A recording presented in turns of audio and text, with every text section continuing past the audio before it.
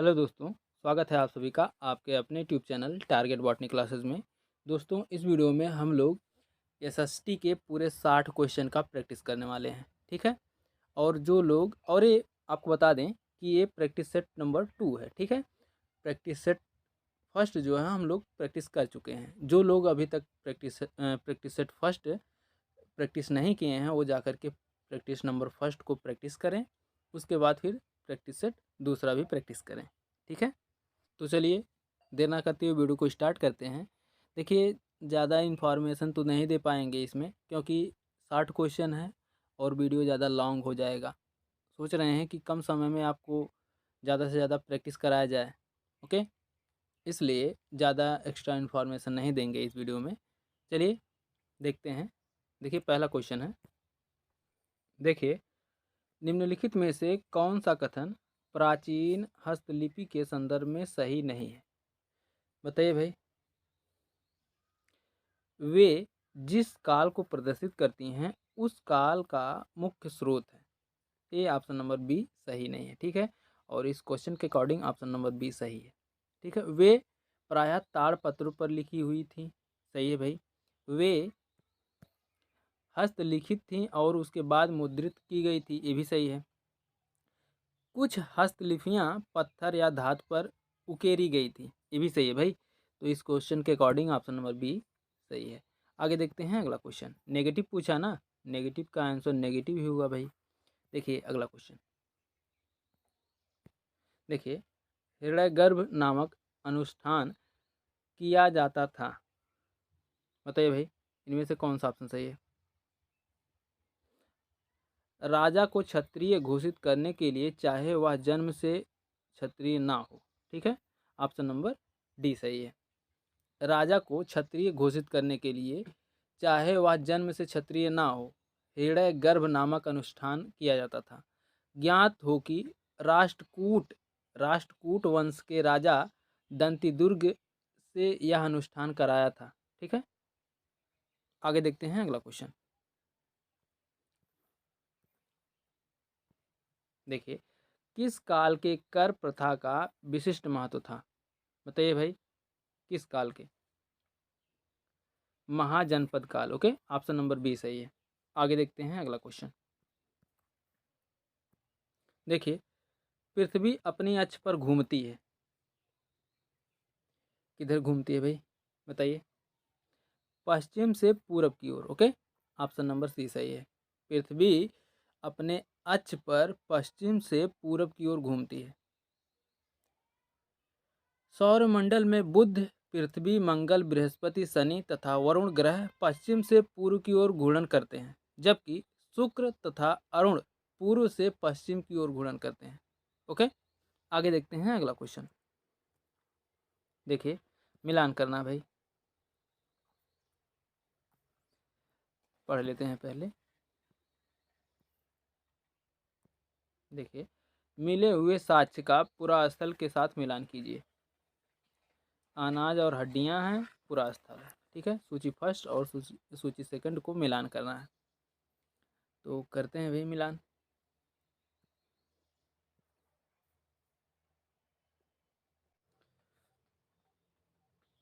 देखिए भाई, इसका जो है मिलान करने का ऑप्शन काफ़ी बड़ा है, तो मिलान करते हैं भाई।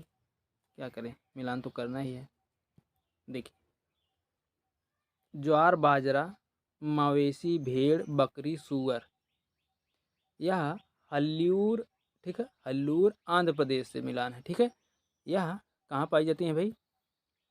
देखिए यहाँ पर है पहले का ऑप्शन नंबर तीसरे से, हल्लूर आंध्र प्रदेश। ओके, उसके बाद फिर देखिए, पहले का तो हो गया भाई, पहले का तीसरा। ठीक है। गेहूं और दलहन, गेहूं और दलहन जो है गुफक्राल कश्मीर से। ठीक है। कहाँ है भाई? देखते हैं। गुफक्राल कश्मीर। और दूसरे का पहले से। ठीक है। पहले का तीसरे से, दूसरे का पहले से, याद रखिएगा। और देखिए, मिट्टी पर खुरों के चिन्ह, मिट्टी पर खुरों के चिन्ह, महागढ़ उत्तर प्रदेश से। ठीक है। यही है भाई आप आपके सामने ही है, महागढ़ उत्तर प्रदेश। तीसरे का ऑप्शन नंबर सी का दूसरा, ठीक है, सी का दूसरे से मिलान। और डी है चावल जानवरों की हड्डी के टुकड़े, चावल जानवरों की हड्डियों के टुकड़े। उत्तर प्रदेश कोल्डी हवा उत्तर प्रदेश, ठीक है। तो इस हिसाब से पहले का तीसरा था भाई ना, पहले का तीसरा, दूसरे का पहला और तीसरे का दूसरा, चौथे का चौथा, यही ऑप्शन सही है। ऑप्शन नंबर फर्स्ट सही है, ठीक है, ऑप्शन नंबर ए सही है। देखिए फिर से देखते हुए चलिए भाई क्या किया जाए, क्वेश्चन थोड़ा सा बड़ा है। ज्वार बाजरा मवेशी भेड़ बकरी सूअर आदि हल्लूर आंध्र प्रदेश से, ठीक है, हल्लूर आंध्र प्रदेश यहाँ पर है, ओके, उसका मिलान होगा। उसके बाद फिर देखिए दूसरा गेहूं और दलहन, गेहूं और दलहन जो है गुफकराल कश्मीर, ठीक है। और उसके बाद फिर है मिट्टी पर खुरों के चिन्ह, मिट्टी पर खुरों के चिन्ह महागढ़ उत्तर प्रदेश, यहीं पर है भाई, महागढ़ उत्तर प्रदेश। और चौथा है चावल जानवरों की हड्डियों के टुकड़े, ये जो है कोल्डी हवा उत्तर प्रदेश से इन पुरास्थलों के साक्ष्य प्राप्त किए गए थे, ठीक है। आगे देखते हैं अगला क्वेश्चन, इसमें भी मिलान ही करना भाई। देखिए सही अर्थों वाले शब्दों का मिलान करें, मिलान करिए। स्तूप, स्तूप क्या है भाई, स्तूप टीला, ठीक है। और मंडप, मंडप जो है हॉल। और शिखर, शिखर टावर, ठीक है। इस हिसाब से ऑप्शन नंबर पहला ही सही हो गया, ठीक है। स्तूप, स्तूप पदार्थों का ढेर या एकत्रित किए गए समूह को स्तूप कहते हैं। और मंडप किसे कहते हैं भाई, मंडप भारतीय स्थापत्य कला के संदर्भ में स्तंभों पर खड़े बाहरी हाल को मंडप कहते हैं, ठीक है। और शिखर भारतीय वास्तुशास्त्र में उत्तर भारतीय मंदिरों के गर्भगृह के ऊपर पिरामिड या टीला के आकार की संरचना को शिखर कहते हैं, ओके। आगे देखते हैं अगला क्वेश्चन। देखिए बैलाडीला खान किस खनिज से संबंधित है भाई, बताइए, जल्दी बताइए भाई। ऑप्शन नंबर ए सही है, लौह अयस्क, ओके। आगे देखते हैं। देखिए देखिए चोल वंश के शासन के दौरान तंजावुर और उदयपुर में कौन से समुदाय के बुनकर मंदिर के झंडों के लिए कपड़े तैयार करते थे, बताइए भाई, कौन सा ऑप्शन सही है इसमें। ऑप्शन नंबर डी सही है, सालिया, ओके। सालियार या सालिया या चालियान एवं हिंदू समुदाय, ओके। आगे देखते हैं अगला क्वेश्चन। देखिए भारत में निम्नलिखित में से सबसे आखिर में किस शहर में मेट्रो संचालित की गई, आखिरी में बताइए भाई। चेन्नई में, ठीक है, ऑप्शन नंबर ए सही है। आगे देखते हैं अगला क्वेश्चन। देखिए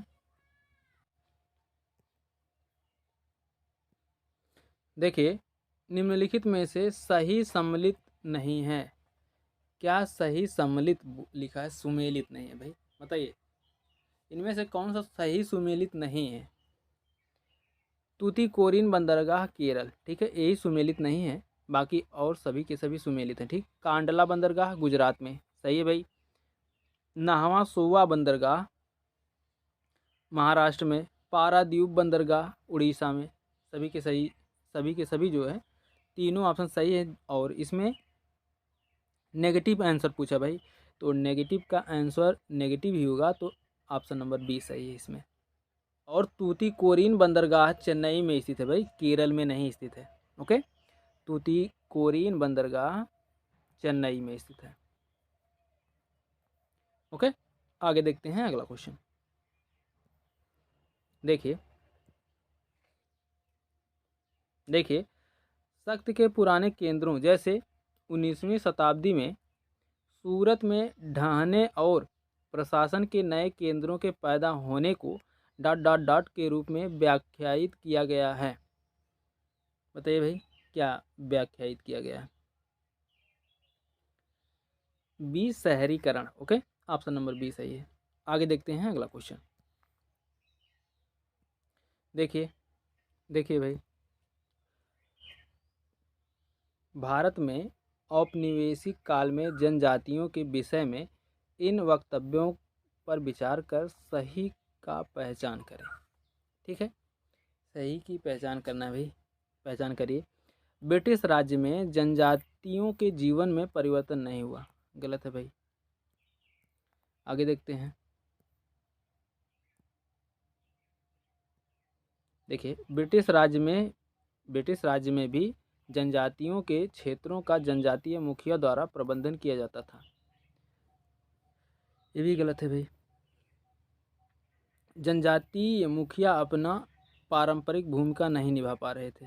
ठीक है, ये भी यही सही है। ठीक है, जनजातीय मुखिया अपनी पारंपरिक भूमिका नहीं निभा पा रहे थे। ठीक है, ऑप्शन नंबर सी सही है, और इसमें भी ऑप्शन नंबर सी ही सही है।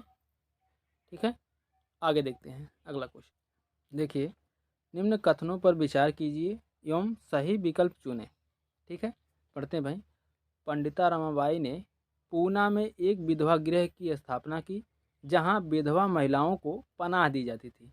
सही है भाई, बिल्कुल सही है। आगे देखते हैं। देखिए, पंडिता रमाबाई संस्कृत की प्रकांड विदुषी थी। ये भी सही है भाई। पंडिता रमाबाई ने निम्न जाति की महिलाओं की दुर्दशा पर एक किताब लिखी थी। ये भी सही है। ठीक है, तो ऑप्शन नंबर फर्स्ट सही है। ए, बी तथा सी तीनों के तीनों सही है। ठीक है, आगे देखते हैं अगला क्वेश्चन। देखिए, निम्नलिखित में से किसने अपने लेखन द्वारा यह सिद्ध करने का प्रयास किया कि प्राचीन ग्रंथों में विधवाओं को जलाने की अनुमति कहीं नहीं दी गई है? सही विकल्प का चयन कीजिए। किसने कहा था भाई? ऑप्शन नंबर सी सही है, राजा राम मोहन राय। ओके, आगे देखते हैं अगला क्वेश्चन। देखिए, राष्ट्रपति निम्नलिखित में से किस परिस्थिति में संघ लोक सेवा आयोग के अध्यक्षों को ऑफिस से हटा सकते हैं? बताइए भाई। यदि उसे दिवालिया माना जाता है। ठीक है, पहला था। और दूसरा है यदि वह अपने ऑफिस के कर्तव्यों के बाहर किसी भी भुगतान किए गए रोजगार में ऑफिस के अपने कार्यकाल के दौरान संलग्न है। बताइए भाई कौन सा ऑप्शन सही है? दोनों के दोनों ऑप्शन सही है भाई। ठीक है, ऑप्शन नंबर डी सही है। दोनों, पहला और दूसरा दोनों सही है। आगे देखते हैं। देखिए, निम्नलिखित में से कौन सा संवैधानिक प्रावधान भारतीय संविधान द्वारा आयरिश संविधान से उधार नहीं लिया गया है? बताइए भाई। उपराष्ट्रपति का पद। ठीक है, ऑप्शन नंबर ए सही है। आयरलैंड के संविधान से निम्नलिखित प्रावधान को भारतीय संविधान में समाहित किया गया है। पहला है राज्य के नीति निर्देशक तत्व। ठीक है, और राज्यसभा के सदस्यों का नामांकन और राष्ट्रपति के चुनाव की विधि, यह जो है आयरलैंड से लिया गया है। बाकी उपराष्ट्रपति का पद यह आयरलैंड से नहीं लिया गया है। ओके, आगे देखते हैं अगला क्वेश्चन। देखिए, अगला क्वेश्चन है निम्नलिखित में से कौन से मुद्दे के लिए वयोवृद्ध गांधीवादी पोट्टी श्री रामुलु की मृत्यु हुई? श्री रामुलु की मृत्यु हुई। बताइए भाई, नाम भी अजीब अजीब थे। बताइए, क्वेश्चन नंबर 47 है, कौन सा ऑप्शन सही होगा? वह तेलुगु भाषियों के लिए अलग राज्य की मांग कर रहे थे। ओके, ऑप्शन नंबर सी सही है। आगे देखते हैं अगला क्वेश्चन। देखिए, दी गई विशेषताओं के आधार पर खगोलीय पिंडों के प्रकार पहचानें। वे गैसों द्वारा बने हुए हैं, उनकी अपनी रोशनी और गर्मी होती है, वे बड़े और गर्म होते हैं। कौन होते हैं भाई, बताइए। वे तारे होते हैं। ठीक है, ऑप्शन नंबर बी सही है। ग्रह एक खगोलीय पिंड है जो गैसों द्वारा बने होते हैं, उनकी अपनी रोशनी और गर्मी होती है, वे बड़े और गर्म होते हैं। कुल ग्रहों की संख्या 8 है। बुध, शुक्र, पृथ्वी, मंगल, बृहस्पति, शनि और वरुण। ठीक है, बृहस्पति बृहस्पति को सौर मंडल का सबसे बड़ा ग्रह माना जाता है। ओके, बृहस्पति को सौर मंडल का सबसे बड़ा ग्रह माना जाता है। यूरेनस को सौर मंडल का सबसे ठंडा ग्रह माना जाता है। ओके, यूरेनस को सौर मंडल का सबसे ठंडा ग्रह माना जाता है। बुध सौर मंडल का सबसे छोटा ग्रह है। शनि को सौर मंडल का सबसे सुंदर ग्रह माना जाता है। ओके, आगे देखते हैं अगला क्वेश्चन। देखिए, पढ़ते हैं। राष्ट्रपति का चुनाव निर्वाचक मंडल के सदस्यों द्वारा किया जाता है, जिसमें डॉट डॉट डॉट शामिल होता है। क्या शामिल होते हैं भाई, बताइए। संसद के दोनों सदनों के सदस्य चुने गए, और दूसरा है राज्य की विधानसभा के निर्वाचित सदस्य, और तीसरा है दिल्ली और पुदुचेरी की यूनियन टेरिटरीज की विधानसभाओं के निर्वाचित सदस्य। बताइए भाई, कौन सा ऑप्शन सही है। और एक ऑप्शन है भाई, चौथा पढ़ लीजिए। संसद के दोनों सदनों के मनोनीत सदस्य। अब बताइए कौन सा ऑप्शन सही है भाई। क्वेश्चन नंबर 49 है। क्वेश्चन नंबर 49 का पहला, दूसरा और तीसरा ऑप्शन सही है, चौथा नहीं सही है भाई। ठीक है, आगे देखते हैं अगला क्वेश्चन। देखिए, क्वेश्चन नंबर 50 है। राज्यसभा को संसद का उच्च सदन कहा जाता है। ओके, राज्यसभा को संसद का उच्च सदन कहा जाता है, तथा लोकसभा को संसद का निम्न सदन कहा जाता है। भारत में द्विसदनात्मक शासन प्रणाली है, जिसे ब्रिटेन के संविधान से लिया गया है। ओके, आगे देखते हैं अगला क्वेश्चन। देखिए, पंचायती राज होगा भाई। पंचायती राज संस्थाओं को संवैधानिक दर्जा प्रदान करने के लिए 73वां संविधान संशोधन अधिनियम लागू किया गया है। कब किया गया है भाई, बताइए। क्वेश्चन नंबर 51 है। आप अप्रैल 1993। ठीक है, ऑप्शन नंबर डी सही है। आगे देखते हैं अगला क्वेश्चन। देखिए, निम्नलिखित अनुच्छेदों में से किसमें राष्ट्रपति के भत्तों का उल्लेख किया गया है। बताइए किस अनुच्छेद में। अनुच्छेद 59(3) में। ठीक है, ऑप्शन नंबर ए सही है। अनुच्छेद 59(3) में राष्ट्रपति के भत्तों का उल्लेख किया गया है। ज्ञात हो कि अनुच्छेद 52 का संबंध भारत के राष्ट्रपति के पद और अनुच्छेद 53 का संबंध राष्ट्रपति के कार्यकारी शक्तियों और अनुच्छेद 54 का संबंध राष्ट्रपति के चुनाव तथा अनुच्छेद 55 का संबंध राष्ट्रपति के चुनाव के तरीके से है। ओके, आपको बता दें, भारत के राष्ट्रपति का वर्तमान, ठीक है, वर्तमान वेतन जो है 5 लाख रुपए है। ठीक है, प्रति माह। भारत में राष्ट्रपति का वेतन कितना है, 5 लाख रुपए प्रति माह। ओके, आगे देखते हैं अगला क्वेश्चन। देखिए, एनआरसी का संक्षिप्त नाम क्या है भाई, बताइए। एनआरसी, ऑप्शन नंबर सी सही है, नागरिकों के राष्ट्रीय रजिस्टर। ठीक है, एनआरसी मतलब national register of citizen. Okay, आगे देखते हैं अगला क्वेश्चन। देखिए, जैसे जैसे हम वायुमंडल की परतों के ऊपर जाते हैं, ठीक पाई जाते हैं तो क्या होता है,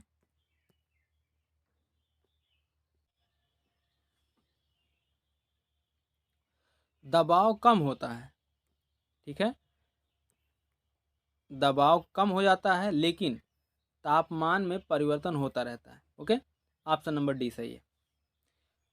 वायुमंडल के निचले भाग को क्षोभ मंडल कहते हैं, उसके ऊपर समताप मंडल, उसके ऊपर मध्य मंडल तथा ऊपरी भाग को आयन मंडल कहते हैं।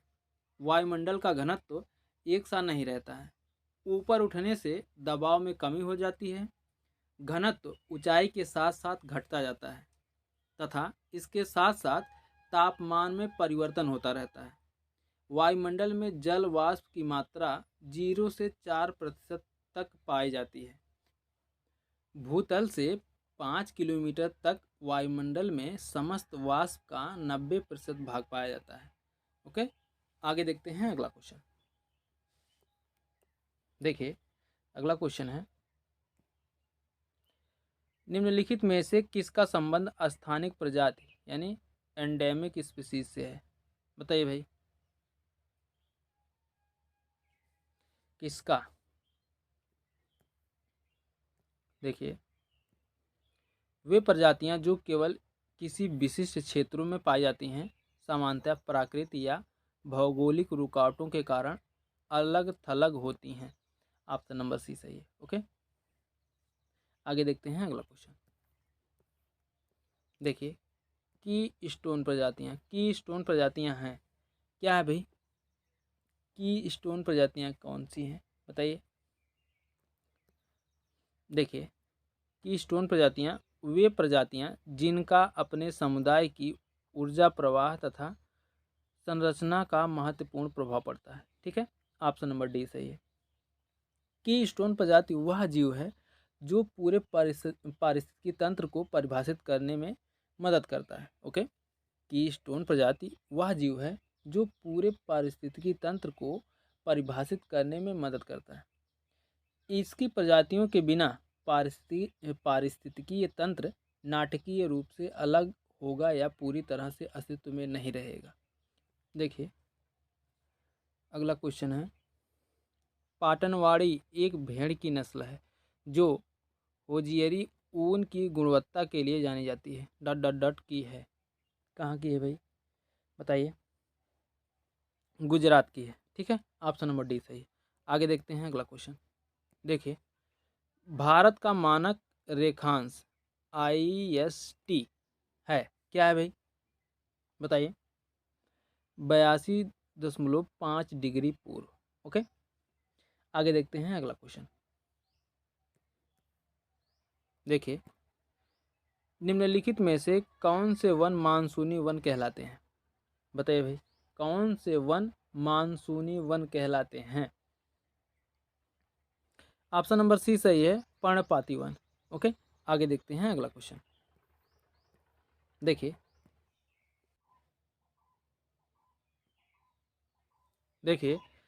निम्नलिखित कथनों पर विचार करें और सही विकल्प का चयन कीजिए। ठीक है, करते हैं भाई। ये है, आर्थिक रूप से विकसित देश सघन जनसंख्या वाला देश हो सकता है। हाँ भाई, हो सकता है, सही है। और दूसरा ऑप्शन देखिए, जनसंख्या के आधार पर महिलाओं का अधिक अनिवार्य रूप से समाज में उनकी बेहतर स्थिति को दर्शाता है। नहीं भाई, गलत है। ठीक है, आगे देखते हैं। देखिए, किसी देश की जनसंख्या संगठन का अध्ययन करने के लिए जनसंख्या पिरामिड एक साधन है। सही है भाई। ठीक है, ऑप्शन नंबर सी सही है, ए और सी दोनों सही है। ओके, आगे देखते हैं अगला क्वेश्चन।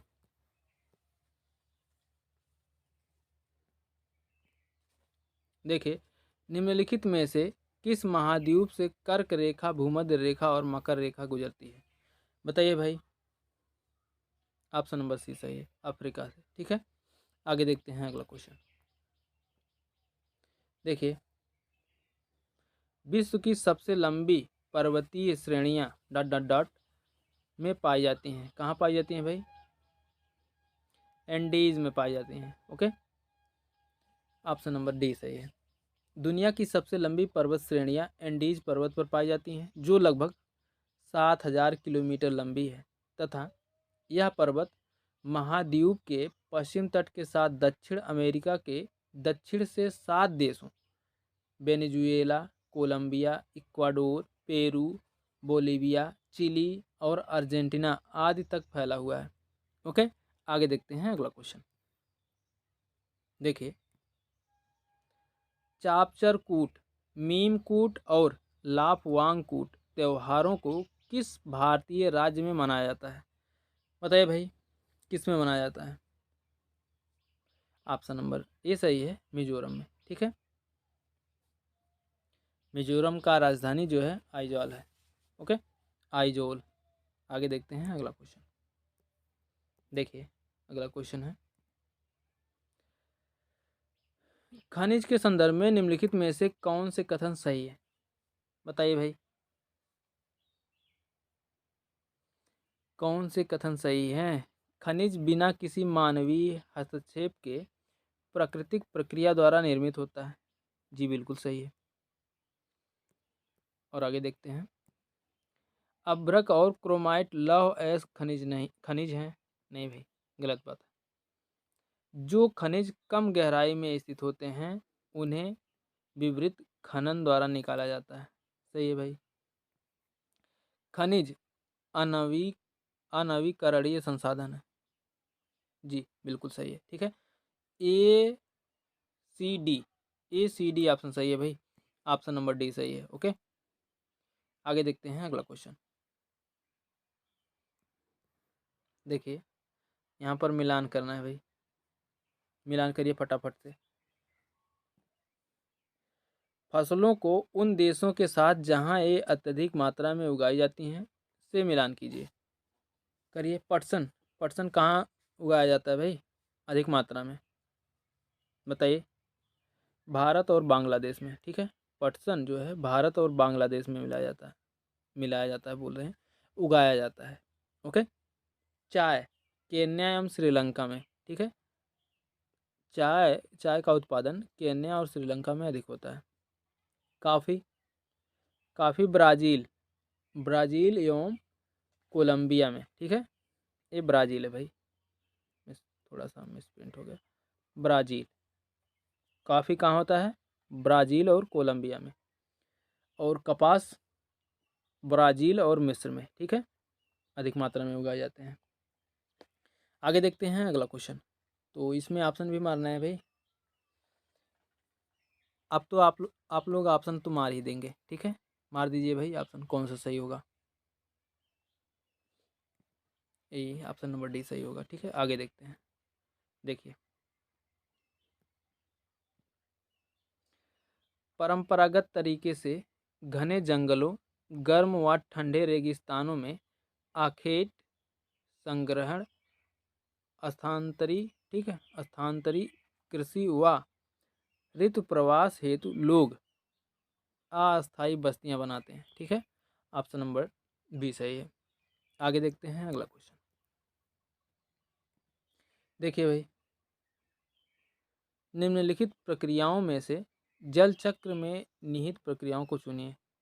चुनिए भाई, कौन कौन से है? संघनन है, अतपन है, वाष्पीकरण है, वृष्टिपात या वर्षण है? बताइए भाई, कौन कौन से ऑप्शन सही है? 67 है, क्वेश्चन नंबर 67 का ऑप्शन नंबर डी सही है, ए सी डी। ठीक है, ए सी डी अतपन नहीं है भाई। ठीक है, आगे देखते हैं। देखिए, ए सी डी है। आगे देखते हैं। देखिए, प्रधानमंत्री और राष्ट्रपति। ठीक है, प्रधानमंत्री भारत रत्न पुरस्कार के लिए संस्तुति राष्ट्रपति को भेजता है। ओके, ऑप्शन नंबर ए सही है। क्वेश्चन नंबर 68 का ऑप्शन नंबर ए सही है। देखिए, निम्नलिखित कथनों पर विचार करें और सही विकल्प का चुनिए। ठीक है, भारत के संविधान में संशोधन की पहल केवल लोकसभा में की जा सकती है। गलत है भाई, आगे देखते हैं। यदि संशोधन में संविधान की संघीय प्रकृति में परिवर्तन होना तो इसके लिए सभी भारतीय राज्यों द्वारा अभिपुष्टि की आवश्यकता होगी। नहीं भाई, ठीक है, दोनों के दोनों ऑप्शन सही नहीं है। ठीक है, तो ऑप्शन नंबर सी सही हो जाएगा, पहला और दूसरा दोनों गलत हैं। आगे देखते हैं। देखिए,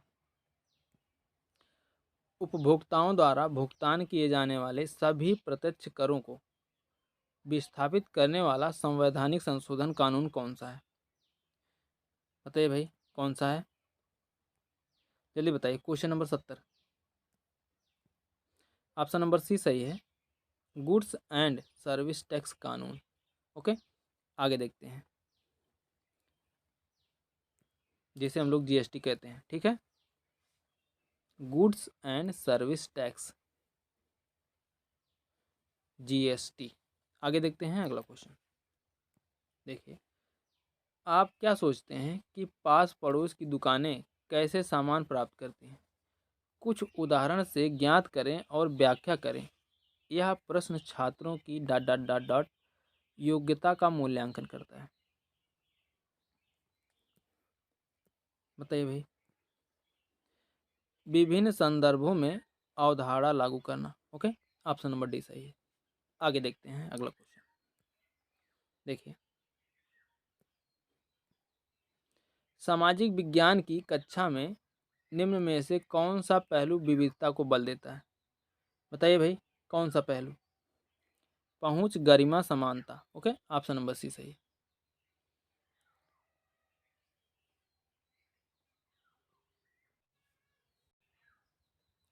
सामाजिक विज्ञान की कक्षा में पहुंच, गरिमा, समानता आदि पहलू विविधता को बल देंगे, जबकि प्रश्नगत अन्य युग्म जो हैं ऐसा नहीं करेंगे। ओके, ये जो तीनों युग्म हैं, ए बी डी, ये नहीं ऐसा करेंगे। ठीक है, आगे देखते हैं अगला क्वेश्चन।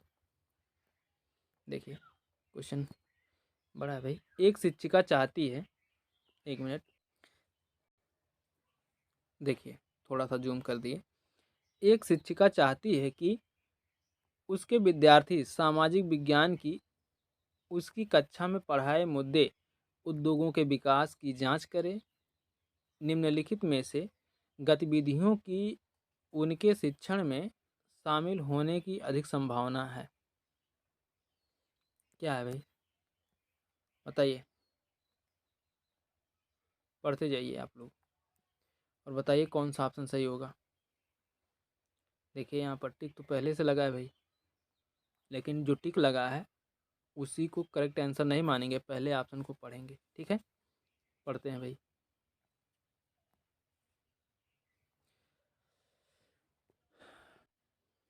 देखिए, विद्यार्थियों को दो मजदूरों से बात करके पता लगाने को कहना कि उन्हें कानून द्वारा तय किया गया न्यूनतम वेतन मिल रहा है या नहीं। बिल्कुल सही भाई। ठीक है, आगे देखते हैं। विद्यार्थियों को उनके गांव, शहर, कस्बे में भूमि उपयोग प्रतिरूप में आए बदलावों का पता लगाने के लिए कहना। जी सही है। और देखिए, विद्यार्थियों को उनके अपने अनुभवों से उदाहरण लेकर सामाजिक न्याय पर एक नाटक खेलने को कहना। नहीं भाई, नाटक खेलने को नहीं कहना। और देखिए, क्या भोपाल गैस त्रयोदशी, ठीक है, भोपाल गैस त्रयोदशी के पीड़ितों को सामाजिक न्याय मिला या नहीं, इस पर लिखने को कहना। जी बिल्कुल सही है। ठीक है, तो करेक्ट है ऑप्शन वही है भाई, ऑप्शन नंबर डी ही सही है। ठीक है, ए बी और डी सही है, लेकिन बिना हमें पढ़े और बिना सोचे समझे हमें जवाब नहीं देना है। अगर टिक लगा भी है फिर भी आपको जो आपके माइंड में आंसर आए वही आपको आंसर देना है। ये टिक लगा हुआ रॉन्ग भी हो सकता है, गलत भी हो सकता है। ओके, आगे देखते हैं। लेकिन यहाँ पर करेक्ट है भाई, हैं, कंफ्यूज मत होइएगा। देखिए, अगला क्वेश्चन है। देखिए, सामाजिक विज्ञान के अध्यापन का उद्देश्य होना चाहिए, क्या होना चाहिए भाई? सामाजिक समरसता का विकास करना, सामाजिक व्यवस्था का नवनिर्माण करना, सामाजिक समस्याओं का समाधान करना। सभी के सभी ऑप्शन सही है भाई, ऑप्शन नंबर डी सही है। ओके, आगे देखते हैं अगला क्वेश्चन। देखिए, अगला क्वेश्चन है, एकीकृत कक्षाओं में शिक्षक को कक्षा के भाग के रूप में निम्नलिखित नहीं मिल सकता। क्या नहीं मिल सकता भाई, बताइए कौन सा ऑप्शन सही है? प्ले स्टेशन, ठीक है, ऑप्शन नंबर डी सही है। और बाकी के तीनों ऑप्शन सही है भाई, ठीक है। आगे देखते हैं अगला क्वेश्चन। देखिए देखिए लोकतांत्रिक संस्थाओं की समझ को विकसित करने के लिए निम्नलिखित में से सबसे उचित पाठ्यक्रम संबंधी उपागम को चुनिए। चुनना है भाई, चलिए चुनते हैं। चुनिए, चारों ऑप्शन में से कौन सा ऑप्शन सही है। देखिए, मुख्य रूप से राष्ट्र स्तरीय उदाहरणों को प्रस्तुत करना, नहीं भाई। शिक्षार्थियों को कठोर वास्तविक स्थितियों से परिचित कराना, नहीं। और है वास्तविक स्थितियों के साथ आदर्श स्थिति के उदाहरणों को प्रस्तुत करना, जी बिल्कुल सही है, ऑप्शन नंबर सी सही है। ओके, आगे देखते हैं। देखिए अगला क्वेश्चन है, एक मिनट भाई। देखिए, सामाजिक विज्ञान शिक्षण में आलोचनात्मक चिंतन की प्रासंगिकता के विषय में कौन सा कथन सही है? कथन सही पहचानना है भाई, पहचानते हैं हम लोग। स्वतंत्र निर्णय और ज्ञान का अवबोध करना, बिल्कुल सही। प्रजातंत्र में छात्रों को नागरिक के रूप में प्रभावशाली ढंग से सोचने व कार्य करने हेतु सशक्त बनाना, शक्ति नहीं भाई, सशक्त बनाना, ये भी सही है, ये भी दोनों सही है। देखिए, सामाजिक विज्ञानों में मानक और प्रमाण में भेदभाव द्वारा किसी प्रस्ताव को उचित ठहराने की क्षमता का विकास। ओके, ये भी सही है भाई। आगे देखते हैं अगला क्वेश्चन। आकांक्षा पूर्ति हेतु सत्ताधारियों के दावों को स्वीकार करना, गलत है भाई, डी गलत है। ओके, नीतिगत निर्णयों के लिए आज्ञा पालन फैसला लेने में मानक का उपयोग, ये भी सही है भाई, ठीक है। तो ऑप्शन नंबर डी सही है, ए बी सी ई सभी के सभी सही हैं, डी को छोड़कर। ओके, आगे देखते हैं अगला क्वेश्चन। देखिए, एक सामाजिक विज्ञान ठीक अध्यापक को पुरातत्व कब्र स्थलों के विषय में अनुमान लगवाते हुए निम्नलिखित जानकारी के अवसर प्रदान करने चाहिए।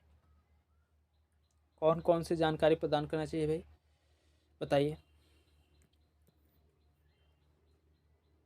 देखिए, प्राचीन समाज में सामाजिक भिन्नता और स्तर की समझ विकसित करना। ओके, ऑप्शन नंबर डी सही है। आगे देखते हैं अगला क्वेश्चन। देखिए, अगला क्वेश्चन है,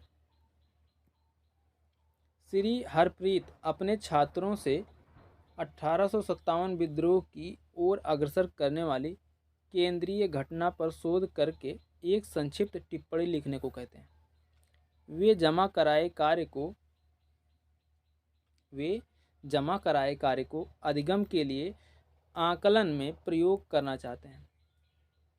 उनके लिए निम्नलिखित में से कौन सा प्रश्न पूछना सबसे प्रासंगिक होगा, बताइए भाई। सबसे महत्वपूर्ण घटना तय करते समय आपकी विचार प्रक्रिया क्या थी, ठीक है, यही ऑप्शन नंबर फर्स्ट ही सही हो जाएगा भाई।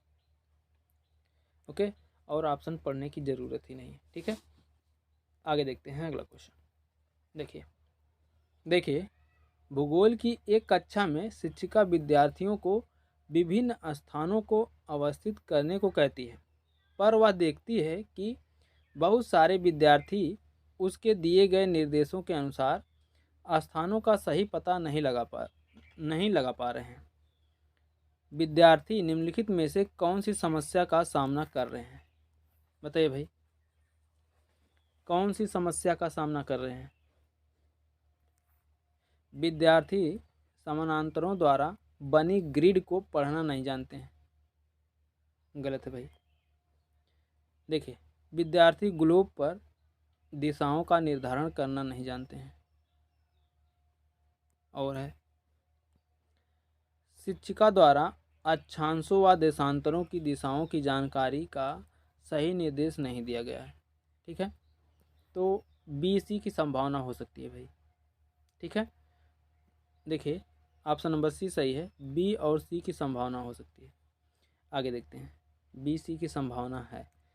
देखिए अगला क्वेश्चन है, एक सामाजिक विज्ञान के शिक्षक की भूमिका में अपने छात्रों हेतु निम्न में से क्या विकसित करने के अवसर उपलब्ध करवाना सबसे महत्वपूर्ण है? बताइए भाई, क्या उपलब्ध करवाना? देखिए चारों ओर वातावरण की समालोचनात्मक समझ। ओके, ऑप्शन नंबर डी सही है। आगे देखते हैं अगला क्वेश्चन। देखिए आप प्राथमिक स्रोतों की सहायता से उस समय के बारे में जानना चाहते हैं जब ईस्ट इंडिया कंपनी एक औपनिवेशिक ताकत के रूप में परिवर्तित हो रही थी। इस उद्देश्य हेतु आप निम्नलिखित में से किसे चुनेंगे? बताइए भाई, किसे चुनेंगे? देखिए विभिन्न महत्वपूर्ण घटनाओं के कीर्तिमान हेतु ब्रिटिशों द्वारा भेजे गए चित्रकारों द्वारा बनाए चित्र। ठीक है, उस समय ब्रिटिश संसद में ब्रिटिश प्रशासकों द्वारा दिए गए भाषणों का रिकॉर्ड। ओके, ये भी दोनों सही है। आगे देखते हैं, भारतीय उपमहाद्वीप पर ब्रिटिशों द्वारा की गई शुरुआती गतिविधियों संबंधी एक इतिहास पत्रिका में छपा लेख। नहीं भाई। ठीक है, देखिए ऑप्शन नंबर सी सही है, ए और बी सही है। ठीक है, आगे देखते हैं अगला क्वेश्चन। देखिए राष्ट्रीय स्तर पर विद्यालय शिक्षक के पाठ्यक्रम को तैयार करता है। बताइए भाई, कौन सा ऑप्शन सही होगा? NCERT, ये ऑप्शन नंबर फर्स्ट ही सही है भाई। आगे देखते हैं अगला क्वेश्चन। देखिए अगला क्वेश्चन है, श्री डी सौजा चाहते हैं कि उनके छात्र अनुभव से समझें कि प्रतिस्पर्धी बाजार में कीमतों में अंतर बहुत ज़्यादा नहीं हो सकता। इस प्रयोजन से निम्नलिखित में से कौन सा छुट्टियों में किया जाने वाला प्रोजेक्ट सबसे उपयुक्त होगा? बताइए भाई, कौन सबसे उपयुक्त होगा? बताइए। देखिए सब्जी के साप्ताहिक हाट पर जाकर विभिन्न विक्रेताओं से गोभी की कीमत पूछना। ओके, ऑप्शन नंबर सी सही है। आगे देखते हैं अगला क्वेश्चन।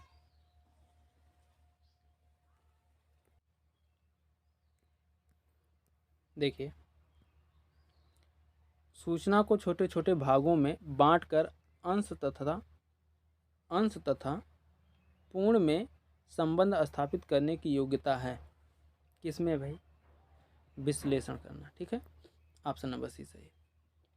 सूचना को छोटे छोटे भागों में बांटकर अंश तथा पूर्ण में संबंध स्थापित करने की योग्यता विश्लेषण करना कहलाता है। ओके, आगे देखते हैं अगला क्वेश्चन। देखिए एक पोर्टफोलियो को आकलन का एक विश्वसनीय साधन माना जाता है क्योंकि यह साक्ष्यों पर आधारित होता है। जी हाँ, एक अवधि के दौरान हुई शैक्षिक समृद्धि दर्शाने के लिए कार्य के नमूने उपलब्ध करवाता है। ये भी सही है भाई। आगे विद्यार्थियों के विभिन्न तरह के कार्यों का यादृच्छिक संग्रहण होता है और विद्यार्थियों के कार्यों का एक रंग बिरंगा संग्रहण होता है। नहीं भाई, ऑप्शन नंबर सी और डी नहीं सही है। ऑप्शन नंबर पहला सही है, ए बी दोनों सही है। ओके, आगे देखते हैं अगला क्वेश्चन।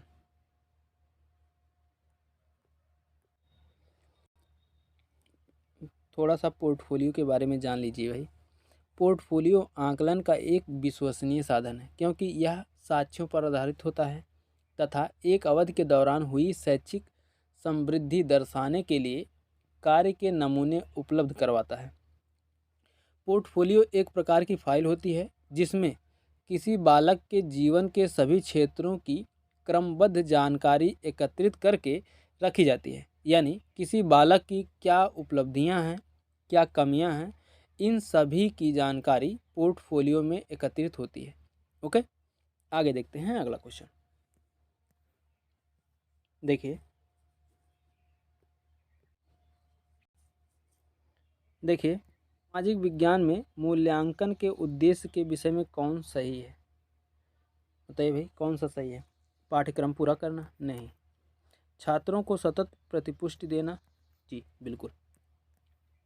और है छात्रों के ज्ञान व योग्यता का मापन करना और शिक्षा शास्त्रीय व्यूह रचना को पुष्ट करना।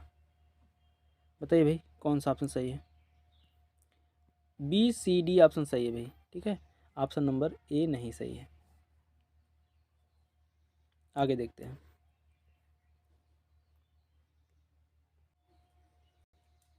देखिए, अभिवृत्ति और मूल्यों का आकलन करते समय सामाजिक विज्ञान के शिक्षक निम्नलिखित में से किस विवरण संकेत को अधिभार दे सकते हैं? बताइए भाई, किसे? दूसरे बच्चों के साथ श्रेय की साझेदारी ना करना। ओके, ऑप्शन नंबर बी सही है। आगे देखते हैं अगला क्वेश्चन।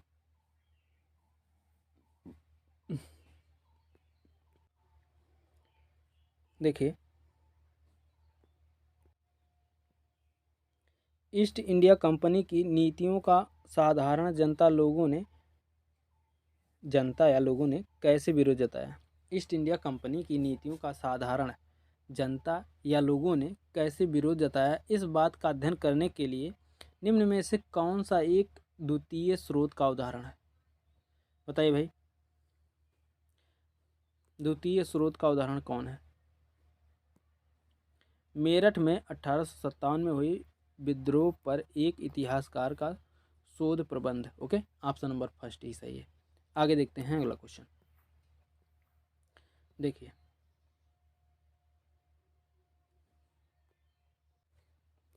दृष्टिबाधित शिक्षार्थियों के साथ कार्य करते समय एक सामाजिक विज्ञान शिक्षक को किस प्रकार से शिक्षण अधिगम प्रक्रिया में अनुकूलन करना चाहिए? बताइए भाई, किस प्रकार? पढ़ते हैं, ऑप्शन पढ़ते हैं भाई। देखिए, यथोचित विराम तथा पुनरावृत्ति के साथ स्पष्ट एवं उच्च आवाज़ में बोलना चाहिए। जी बिल्कुल सही है। विविध प्रकार के आकर्षक दृश्यों वाले कार्यपत्रों का प्रयोग करना चाहिए। ऑप्शन नंबर बी गलत है भाई। दृष्टिबाधित है तो विभिन्न प्रकार के आकर्षक दृश्यों वाले कार्यपत्रकों का प्रयोग करने का क्या मतलब है? कोई मतलब नहीं है, क्योंकि बच्चा देख ही नहीं पा रहा है तो उसका प्रयोग बेकार है। तो ऑप्शन नंबर बी गलत है। आगे देखते हैं। मौखिक संकेतों द्वारा कल्पना करने के अवसरों को उत्पन्न करना। जी ये भी सही है। ठीक है, आगे देखते हैं। देखिए, कक्षा में चर्चा के दौरान टेक्टाइल या स्पर्श करने वाली सामग्रियों को शामिल करना। ये भी सही है भाई। तो बी को छोड़कर बाकी के सभी ऑप्शन सही हैं। तो ए सी डी, ठीक है, ऑप्शन नंबर ए सही है। ओके, तो दोस्तों ये थे एसएसटी के महत्वपूर्ण 60 क्वेश्चन, और आप लोग कमेंट करके बताइए कि आप लोगों का कितना क्वेश्चन सही हुआ। ठीक है, मिलते हैं नेक्स्ट वीडियो में, तब तक के लिए जय हिंद, जय भारत, वंदे मातरम।